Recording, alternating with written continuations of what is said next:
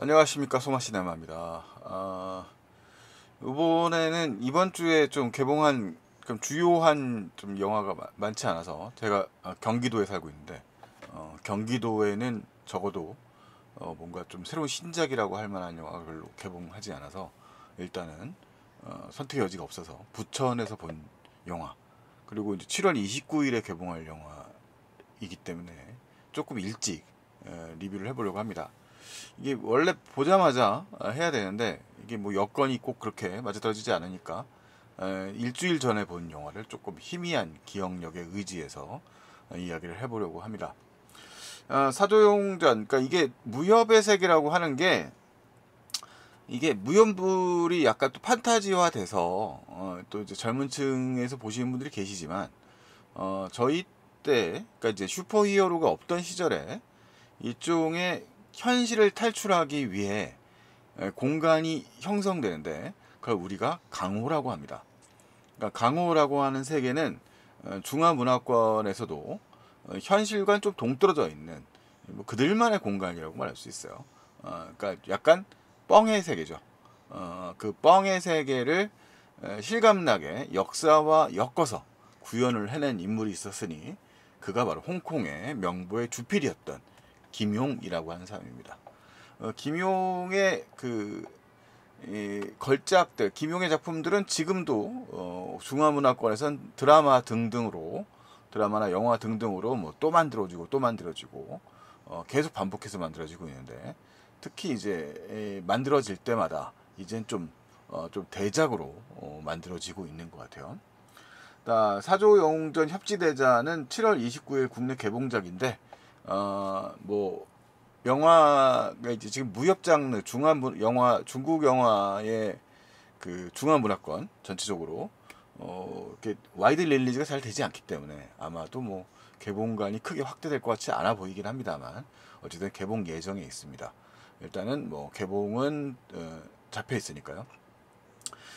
중국과 홍콩에서는 1월 29일, 중국, 홍콩, 마카오, 그리고 독일에서 1월 29일에 개봉이 됐고요. 그 외에 여러 국가에서도 이제 주로 2월 달까지 많이 개봉이 이루어졌고, 국내 개봉은 한 반년 정도 늦게 개봉하게 됩니다. 자, 이 작품에 대해서 좀 얘기를 해보죠.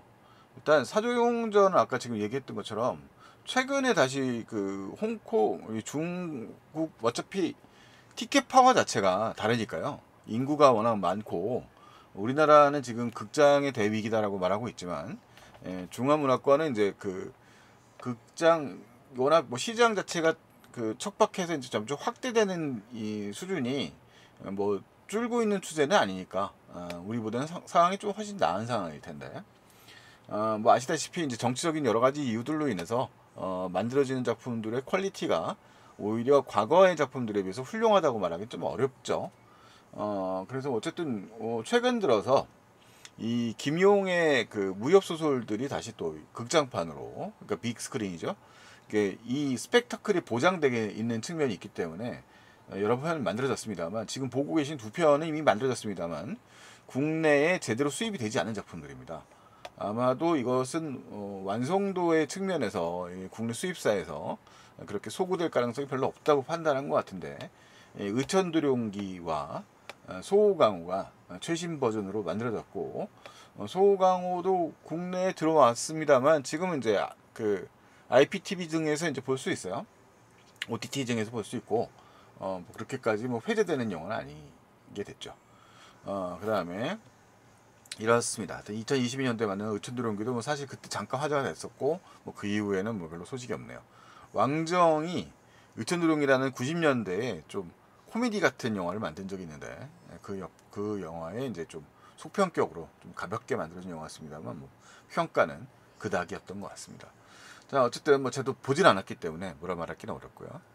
자, 이 영화 지금 얘기할 사도용전 협지대자의 감독은 서극입니다. 서극은 홍콩 영화를 좀 보셨던 분들은 아실만한 아주 유명한 감독이죠. 사실은 90년대, 80년대, 90년대에는 감독으로서보다도 제작자로서의 활약까지 해서 필립 워크숍이라고 불리는 그의 제작소가 상당히 홍콩 뉴웨이브라고 불리웠던 홍콩 장르 영화에 좀 숨결을 불어넣는 그런 작품들을 많이 만들었고, 이 사람이 만든 영화 중에는 그 일종의 편차는 좀 있습니다만, 편차는 있습니다만 꽤 주목받는 영화들이 많이 했던 건 사실입니다. 뭐 접변이나 뭐 이런 초기작들을 통해서 이 사람이 이제 홍콩 영화의 말 그대로 혜성처럼 등장을 했었고요. 그 다음에 지금 이 촉산이라는 영화가 1983년도에 만들었는데, 사실은 당시 조지 루카스의 ILM을 초빙해서 만든 일종의 홍콩 영화 산업의 SFX의 개념을 본격적으로 도입했던 그런 작품이 촉산입니다.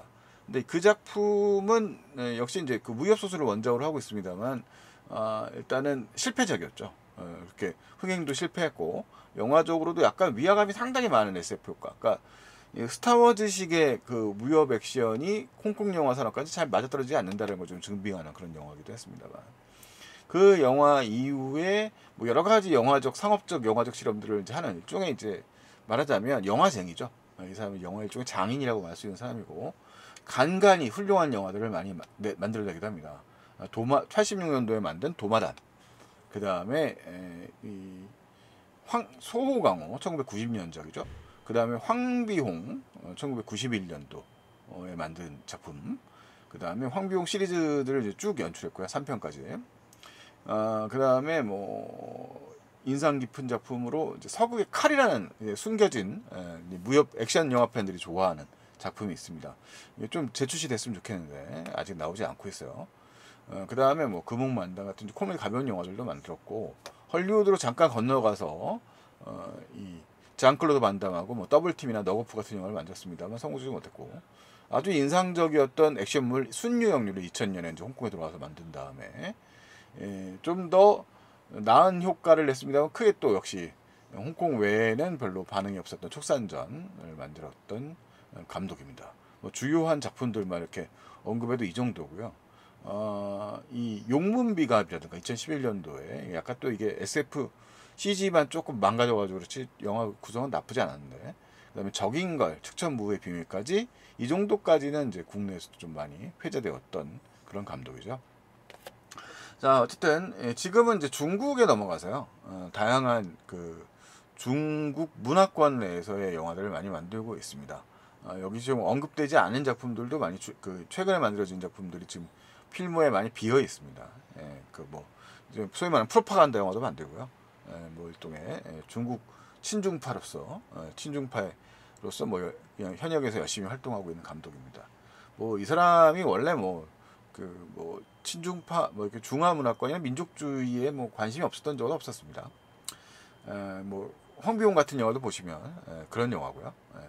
자, 어쨌든 간에 이 사람이 이제 만든 이 영화에 대한 좀 평가를 좀 보면 평가가 많이 나와 있지 않더라고요. 기본적으로 제가 중화권 리뷰까지는 잘 알 수가 없고, 지금 로튼토마토 거를 갖다 번역을 돌려가지고 이제 대충 봤는데, 제가 본 입장하고 약간 유사하더라고요. 그러니까 각 그 줄거리라든가 메시지에는 그렇게 매력적인 부분이 없지만, 이 사람이 만들어낸 이제 액션 시퀀스의 퀄리티, 그다음 장르적 재미, 이런 것들은 상당히 볼만하다라는 평가인 것 같습니다. 그래서 지금 여기 평가한 분 자체가 많지 않은데 한 4명 정도가 이제 그런 이야기를 주로 하고 있습니다. 스케일이 크고, 그 다음에 인물들 감정이 이제 잘 있는 편이다. 줄거리는 좀 투박하다. 뭐 이런 식의 평가더라고요. 자, 어쨌든 어쨌든 이 사조용전은 그래도 아까 제가 요 앞에 보여드렸던 그 이 국내 만들어졌지만 국내에 잘 소개되지 않고 있는 영화를 얘기한 이유가, 국내 수입사에서 일단은 걸러서 국내에 갖고 들어오는 그 중화권 영화들은 그래도 한국 관객들이 그래도 좀 즐길만한 부석이 있는 영화들이다라고 평가를 해서 들어온다고 요즘에 볼 수 있습니다. 워낙 뭐 크게 요즘에 중화권 영화 기대치를 받고 있는 시기는 아니기 때문에 그런 상황이고요. 이 영화 그 볼만한 구석이 있습니다. 약점이 없는 건 당연히 아닌데, 일단은 이 영화는 사조용전이라고 하는 거는 김용의 그 소설 중에서 소위 사조 삼부곡 시리즈라는 게 있어요. 과거에 이제 제가 제 나이 또의 사람들은 알아들으실 텐데, 영문 3부작이라고 우리가 그 고려원이라고 지금 없어진 출판사에서 만들어진 그 영웅문 시리즈라는 게 있었습니다. 저는 이제 고등학교 때인가 이 소설을 읽어가지고 정말 밤새면서 읽었던 기억이 있는데, 지금은 너무 오래돼가지고 이제 기억이 잘 안 납니다만, 자세한 내용까지는. 근데 그 시리즈가 그 3부곡 중에서 1부와 2부는 좀 시기가 맞물려 있어요. 그래서 그 1부가 이 사조영웅문이라고 하는, 사조영웅전이라고 하는 거고요. 2부가 신조협류라고 하는 거고, 3부가 이제 의천도룡기입니다. 그래서 이제 3부작이 이제 구성이 되어 있는데, 그 시리즈 중에서도 가장 좀 대륙적인 풍미가 많이 돋보이는 소설이 이제 사조영웅전이죠. 그래서 이 영화를 가지고 만들면 이게 워낙 뭐 그러니까 그때 당시에 제가 봤을 때만 해도 6권짜리 책이었으니까요. 이 책만 이 사조영웅전만 해도 이게 아마 출판돼서 지금 국내도 출판이 되어 있을 텐데, 상당히 권수가 많고 이제 분량도 많고 등장인물도 많습니다.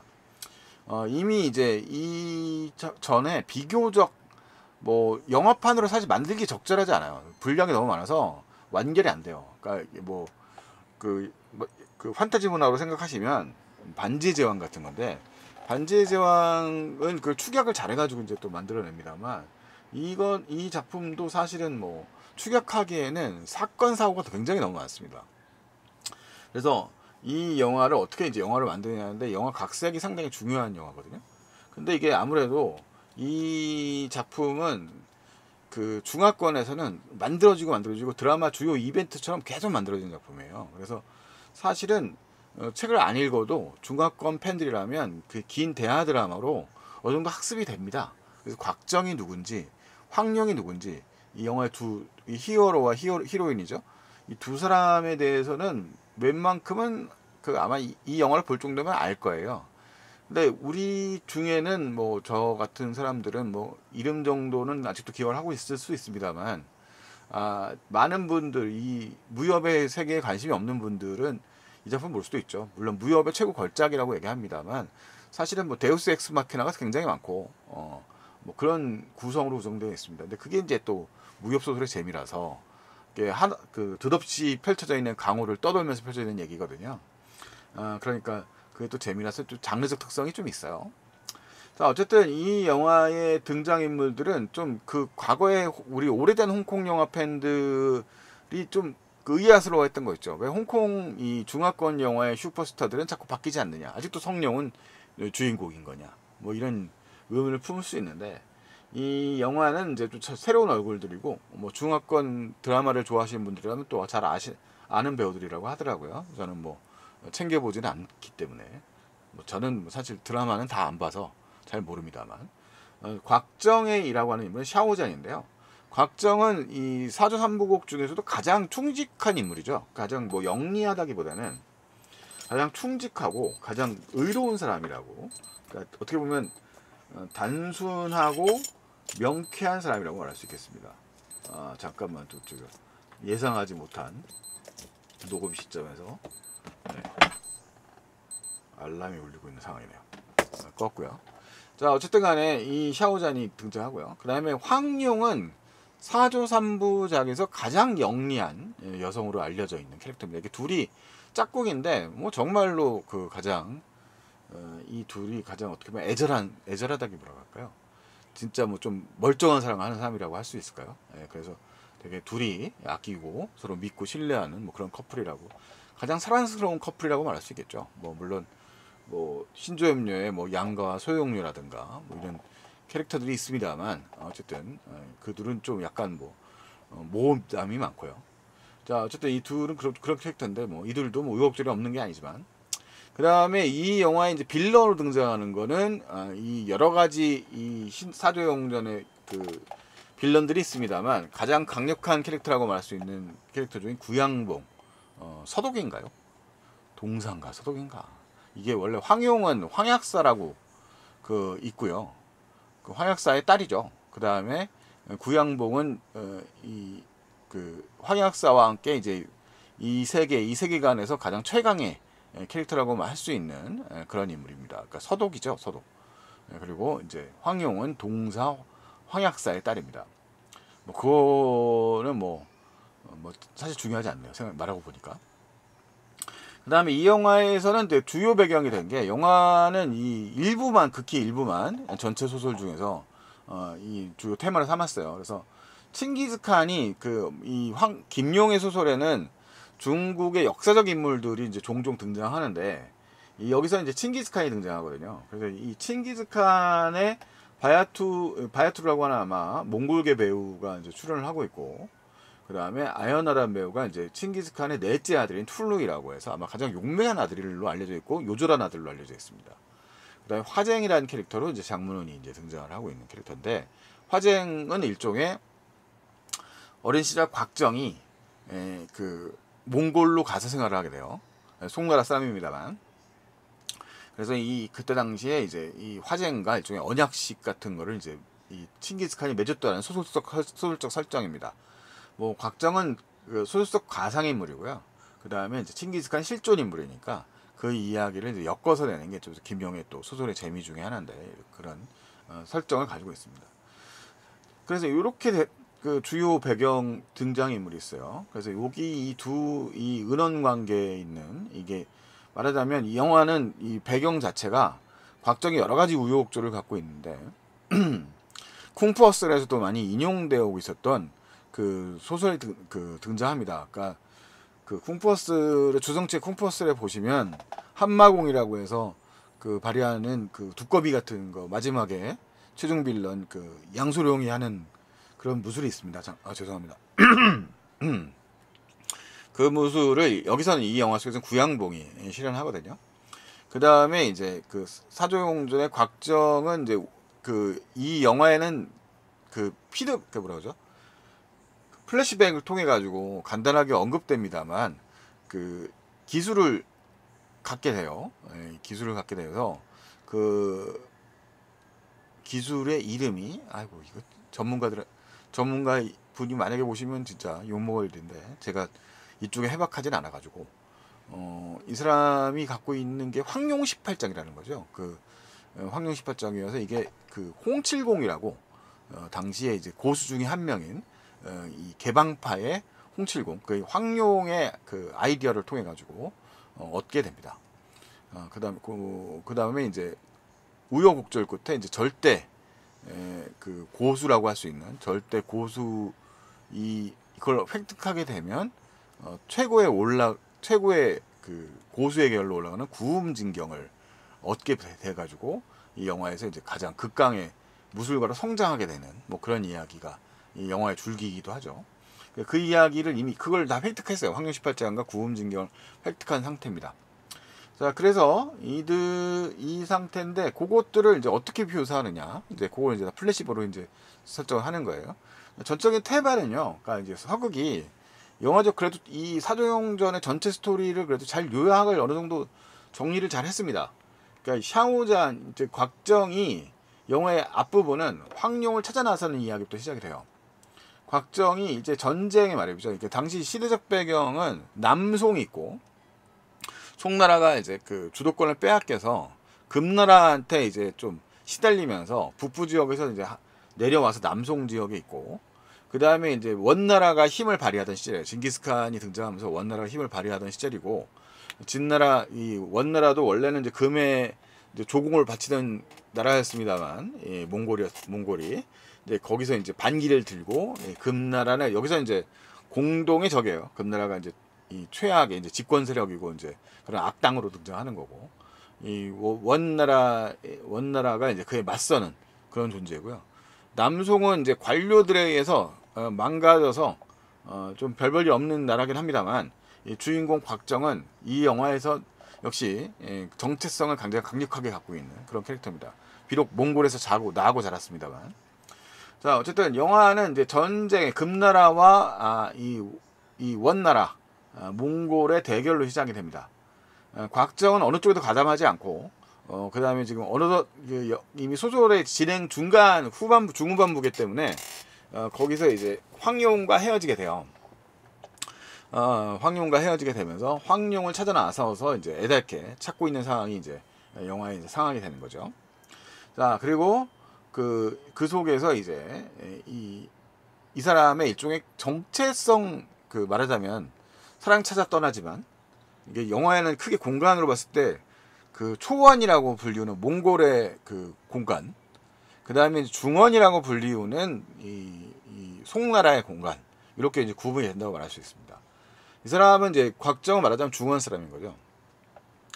한족이니까요. 예, 그 중원 사람이고, 하지만 이제 그 어렸을 때의 그런 좀 분쟁과 이제 아버지 일종의 말하자면 그 정치적 저항 세력이었던 거죠. 예, 그 저항 세력이었던 아버지가 이제 몰리게 되면서 몽골로 피신을 온 상태인 겁니다.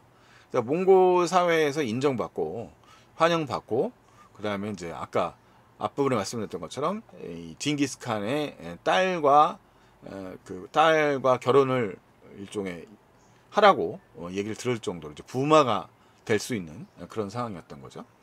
영화는 이제 앞부분에서 이 전체 소설에서 보면 그런 이제 설정이 앞부분에 깔려 있는 상태에서 곽정이 뭐 그 여러 가지 인물들을 만나게 돼요. 뭐 영화에도 등장하는 뭐죠?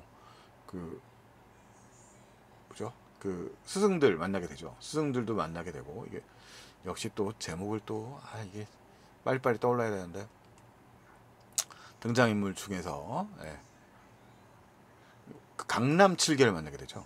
그래서 강남 7개 원래는 이제 평범하고 약간 이 소설에 계속 곽정한테 좀 곽정 바보스러운 인물처럼 묘사했거든요. 실제로 바보스럽다고 말하기는 어려운데 이게 좀 둔재다. 그러니까 이제 무공의 발전이 빨리 없는 사람이다라고 설명을 하면서 계속 좀 미련한 아이 개념으로, 그러니까 제가 소설을 읽었을 때 그런 개념으로 됩니다만, 소설을 끝까지 보다 보면 그 미련하지만 성실하기 짝이 없는 이 곽정이 이 일종의 이제 모든 것들을 다 획득하게 되는 그런 이야기가 됩니다. 그래서 그런 이야기 자체가 사실은 좀 그런 또 우리같이 평범한 사람들한테 재미를 주는 부분이죠. 자, 그래서 어떻게 보면 가장 좀 뭐 무협 소설의 슈퍼히어로의 세계입니다만, 그래도 가장 또 좀 접근이 쉬운 인물이 곽정이기도 한데, 이 강남 7개의 제자가 되고, 이거 약간 다 이게 지금 보시면 특정 배우를 안 썼어요. 그러니까 서극이 그 사실은 이제 그 중화권의 그 다음의 영화들을 보면 단역 카메오 수준에도 유명 배우들을 써가지고 일종의 좀 인물이 좀 분산되는 효과들이 좀 발생을 하는데, 그분을 좀 신경 써서 한 것 같아요. 그래서 영화에 보면 카메오가, 이 영화는 다른 이 서사 무협 드라마 중에는 카메오가 별로 많지 않은 편입니다. 그래서 오히려 조금 빼버려, 이렇게 약간 이 그림자 처리 같은 걸 처리해가지고, 이 강남 7개도 사실 주요한 인물인데 소설상에서는 그냥 간단하게 처리해서 이제 해버리고, 그 다음에 여기 이제 가장 절대 고수라고 할 수 있는 이제 그 5대 고수죠.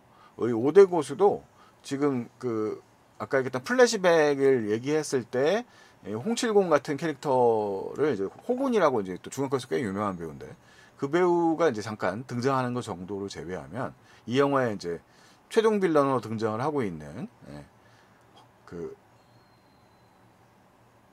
양가위가 연기하는 구양봉 정도를 제외하면 나머지 인물들은 크게 처리가 되지 않아요. 그러니까 황룡, 아까 얘기했던 대로 그 곡을 가르쳐주는 인물, 그 스님이죠. 네, 이름이 정말 잘 떠올랐는데 죄송합니다, 정말. 그 이름이 빨리 안 떠올라가지고, 그 인물 정도는 간단하게 이제 역시 또 플래시백으로 나오고, 이렇게 요 장면 이렇게 나오는 거죠. 그러니까 인물 묘사를 깊이 하지 않습니다. 그리고 이제 영화는 지금 여기서 쫓아다니는 인물들은 이미 곽정은 힘이 센데, 이 황룡은 상당히 두뇌가 뛰어난 인물입니다만, 이제 곽정과 분리되면서 이 악인들에게 이제 쫓겨다니는 치사가 됩니다. 지금 요 캐릭터,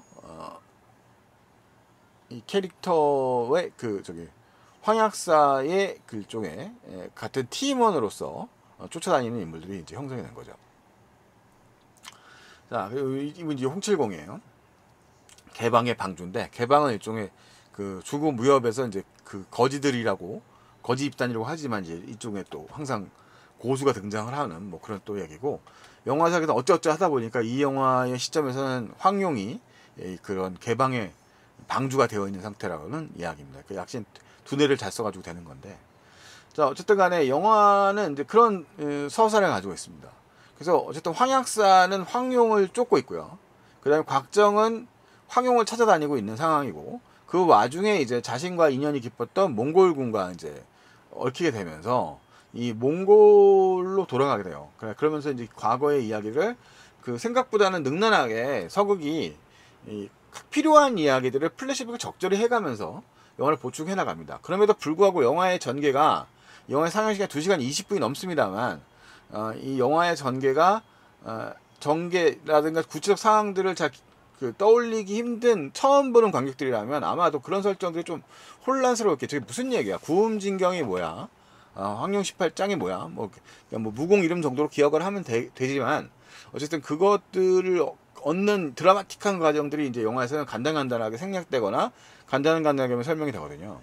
그리고 이 장면에 이제 필요한 장면들, 황용과 곽정의 관계에서 뭐 이 황용이 자기가 만드는 일종의 찜닭을 이용해서 만드는 방법들 같은 걸 통해서 이 둘이 이어주는 장면이라든가 이런 식의 좀 로맨틱한 설정들도 좀 섞어놓고, 그래서 이 플래시백들 장면들을 좀 놓치면 영화의 흐름을 좀 쫓아가기가 사실 좀 쉽지 않은 부분이 있어요. 그래서 사도용전을 처음 보는 분들은 조금 그런 부분에 어려움이 있다고 생각할 수도 있는데, 이 영화가 중심을 잡고 있는 거는 이제 역시 액션 시퀀스 부분이고, 액션 시퀀스 부분은 최근에 만들어져 있었던 그런 그 무협 액션물 중에는 역시 또 뭐 이게 완전히 뻥이라는 걸 가정을 하고 있었을 때 퀄리티가 좋은 편입니다. 이게 이 CG를 만든 팀은 여러 팀이 있습니다만 이제 국내 기업인 덱스터도 이 사도용전의 그 CG를 만드는데 참여를 했는데 뭐 기술적인 부분까지 자세하게 모르겠습니다만 어쨌든 그런 상황이고요. 여기 있는 장면이 이제 바로 이 플래시백에서 곽정과 황용이 이 그 찜닭을 일종의 전장터에 대한 그런 좀 말하자면 그 추모 의식 같은 형태로 창을 꽂고 거기에 이제 그 피레침 역할을 해가지고 그 번개 천둥 번개를 끌어들여 가지고 이제 불을 피우는 장면, 이런 장면 속에 이제 밑에 또 닭을 묻어가지고 이제 닭을 뭐 한다는 좀 말도 안 되는 설정입니다만 그 맛있는 닭을 만드는 뭐 비법 같은 설정인데, 그게 이제 둘을 또 이어주는 중요한 또 모티브가 돼요. 자, 어쨌든 영화는 이들의 관계들을 되게 빠르게 전개시켜 나갑니다. 그러니까 곽정이 이제 영화가 근데 이게 그동안 우리가 잊고 있었던 중국 대륙의 광활한 측면들이 이 영화 속에는 잘 묘사가 되고, 서극이 좀 그 로케이션이라든가 촬영이라든가 이런 측면은 상당히 잘 만들었어요. 잘 찍었어요. 그래서 그런 좀 시원시원한, 그러니까 대형 스크린에서 봤을 때 그런 시원시원함이 이 영화에 분명히 있습니다.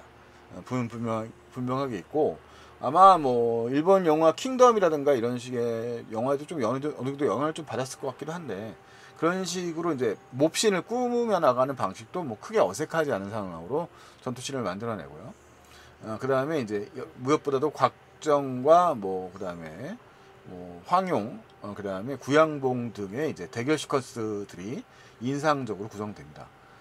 그 둘이고, 이제 이 영화는 이제 멜로적 성격들을 극대화하는 방식을 통해 가지고 곽정과 황용이 유사한 공간 속에 몽골 초원 속의 대륙에 위치하고 있습니다만, 그들의 만남이 이제 이 드라마적으로 화쟁이라고 하는 제3의 인물, 원래 곽정과 어렸을 때부터 그 결혼하기로 약속을 했던 그 징기스칸의 딸과의 인연 등의 스토리들을 엮어가면서 나름 박진감이 있는 이야기를 펼쳐나가고 있다고 말할 수 있겠습니다. 그래서 사도용전에서 볼만한 부분들은 그런 액션 시퀀스라든가 스펙터클한 측면들이고요. 나름대로 꽤 인상적이에요. 구양봉과 황용의 이제 쫓기는 추격전이라든가, 영화 후반부의 거의 이제 최종적인 국면에서 이 몽골이 이쪽에 이제 김한수를 통해 가지고 이제 그 금나라를 치기 위해서 남송에게 길을 빌려달라고 요구를 하면서 남송의 남하를 하게 되죠. 남하를 하게 되는 상황에서 남송이 이제 금 설정 자체가 송도 금의 적대국이지만 이 송의 관리들이 이제 금에 매수된 사람들이 많기 때문에 길을 내어주려 하지 않고, 그 상황에서 이 정체성은 남송의 인물인 곽정이 이 몽골군에 더 친밀하고 형제들도 심지어 있고, 그러니까 이제 의형제지만 그런 설정들을 극복하고 남성으로서의 그런 자존심과 정체성을 지키면서 국토를 지키려고 한다. 라는 영화가 이제 거의 영화의 클라이막스인데, 그 와중에 이제 구양봉이 껴들면서 징기스칸을 위협하려고 하자, 그 전쟁 상황에도 확대를 두려워한 곽정이 구양봉과 대결을 펼친다. 이런 장면들이 이제 클라이막스라고 할 수 있습니다. 약간 요런 그런 장면들을 보면 이 영화는 꽤 그냥 그럭저럭 약간 기본적으로 무협이기 때문에 이게 딱 일관되어 있는 뭔가 그런 임팩트란 게 판타지에 좀 가까운 거잖아요. 그러니까 임팩트가 조금 떨어지는 면은 없지 않아 있어요. 그러니까 전체적인 줄거리가.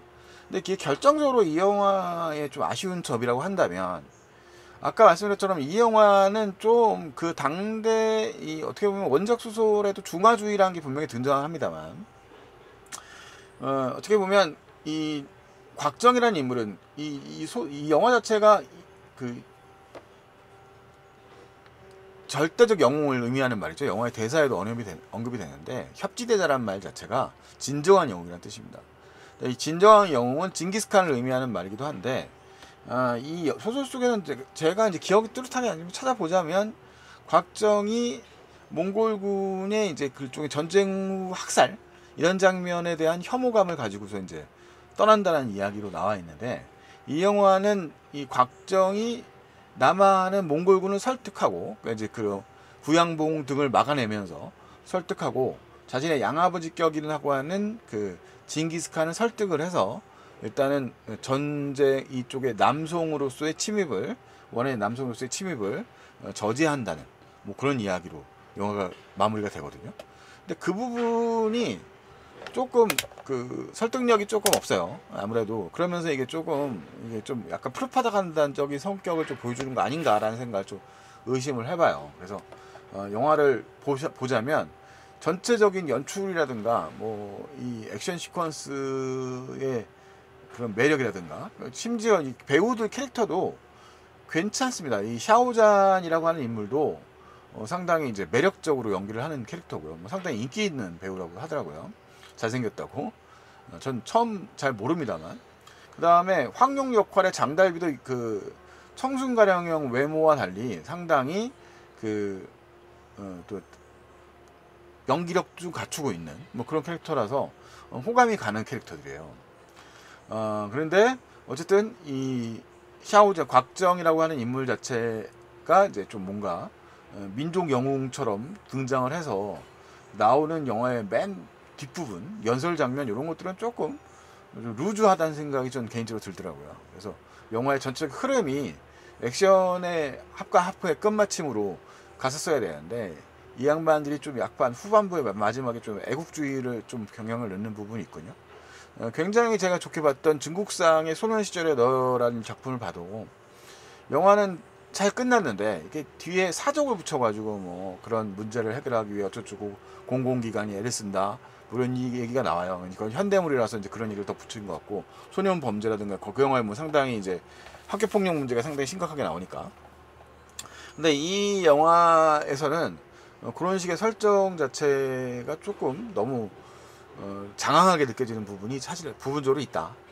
그리고 곽정이라는 인물이 충직한 인물인 건 알겠는데, 충직한 인물인 건 알겠는데 좀 더 나간 거 아니냐라는 생각을 좀 해보게 됩니다. 그래서 뭐 이 영화를 만약에 이제 보신다면 극장에서 볼만한 영화긴 합니다. 이 복장에서 충분히 즐길만한 영화긴 하고, 물론 이 영화를 보려면 이제 무협이 뻥이라는 세계라는 것에 대한 이해는 있으셔야 돼요. 일종의 판타지를 보시는 것처럼 생각을 하셔야 되고, 물론 역사물인 것처럼 이제 대체 역사물인 것처럼 보이지만, 어차피 그 과거의 이 김용의 소설 원작 소설 자체가 역사에 등장하는 인물들을 갖다가 살짝 끌어들어와서 그들을 강호라고 하는 이 무협인들이 살고 있는 세계에 살짝 걸쳐놓는 정도로의 이야기로 이제 전개를 하면서 역사적 무게감을 주는 거거든요. 그래서 약간 좀 더 실감 나는, 그러니까 이제 이 강호라는 가상의 세계를 실감 나게 만드는 장치라고 말할 수 있을 텐데, 이 영화는 좀 더 그런 역사의 개념들을 조금 더 갖고 들어오고 좀 더 단순화해서 중화주의와 연결시된 면이 있어요. 뭐 사극 영화이고 무협 영화니만큼 노골적인 것 정도는 아닙니다만, 그렇지만 좀 그런 면이 오히려 좀 영화의 재미를 떨어뜨리는 역할을 하는 게 아닌가라는 생각을 하게 되더라고요. 그래서 이 설정 자체가 연출의 방향, 이 전체적으로 사실 큰 틀로 보자면 곽정과 황영의 로맨스 드라마와 이들의 길을 막는 이 빌런들과의 대결, 그런 모험담이라고 말할 수 있거든요. 근데 그 모험담에다가 그런 좀 그 중화주의적 측면들, 그리고 이제 좀 약간 그 민족주의적 측면들을 집어넣은 것 자체가 좀 외부자, 뭐 물론 이 영화를 접하는 뭐 분들 중에 뭐 중화주의를 갖고 계신 분이라면 뭐 충분히 그럴 수 있겠다고 생각할 수 있겠지만, 그냥 영화로만 보는 사람 입장에서는 좀 재미를 떨어뜨리는 부분이 아닌가라는 생각을 좀 하게 됩니다. 그래서 어쨌든 뭐 좀 기억이 뚜렷지는 않았습니다만, 여러 가지 이제 액션 시퀀스들이 재밌는 장면들이 꽤 있었던 걸로 생각이 됩니다. 그래서 여러분들도 그 액션 시퀀스들과 그런 스펙터클한 측면들을 좀 큰 스크린에서 보면 볼만한 영화긴 하다라는 얘기를 하면서 영화를 좀 얘기를 해보도록 하겠습니다. 이야기를 해보도록 하겠습니다. 다음에 또 다른 걸로 돌아오도록 할게요. 요즘에 조회수 되게 안 나오고 있습니다. 도와주십시오. 안녕히 계십시오.